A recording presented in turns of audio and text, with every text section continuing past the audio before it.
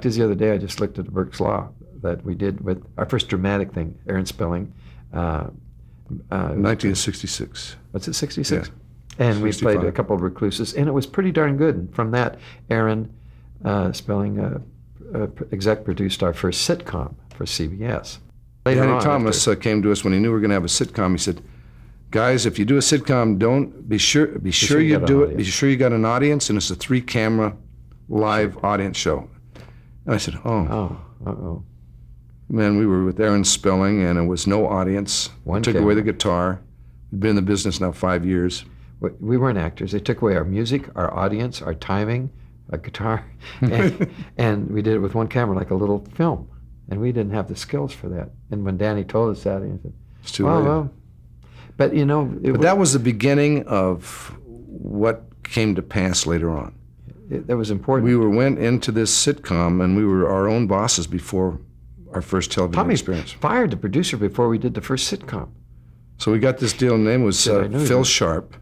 You knew he was. And I looked at the script.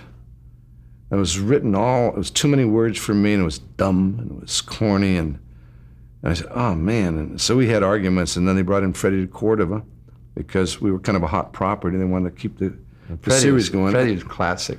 But Freddie should have known because he was he had produced Jack Benny show.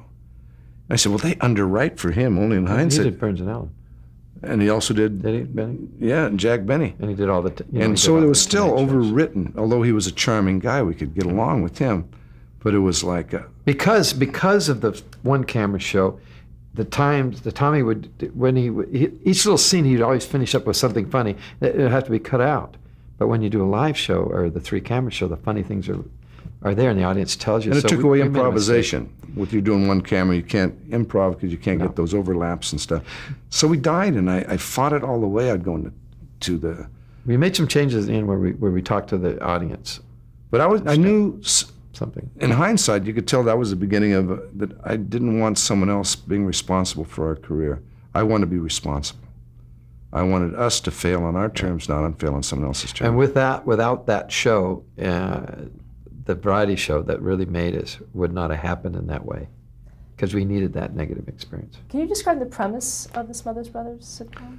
First sitcom, yeah, go ahead. Yeah, Tommy was, we were brothers. Tommy was lost at sea, and he came back as a fledgling angel to earn his wings and live with his little brother, Dickie Smothers, who was a swinging bachelor. And I could appear and disappear. I had magical things like that. And it was a cute idea, and it could have worked maybe with a... there was some cute stuff. With some, with a live show, but it was an overwritten show, and everything was written for me and nothing for Dick. And it put all this pressure on me. I had these wonderful, incredible, classic stage actors. I mean, great actors from everywhere. And we couldn't believe it. And now, Tommy did better than he thought. The thing I felt sorry for him, though, is not, first of all, he's dyslexic. He can't learn a lot of words, and they gave him a lot of words. But it was all the costumes and all the makeup.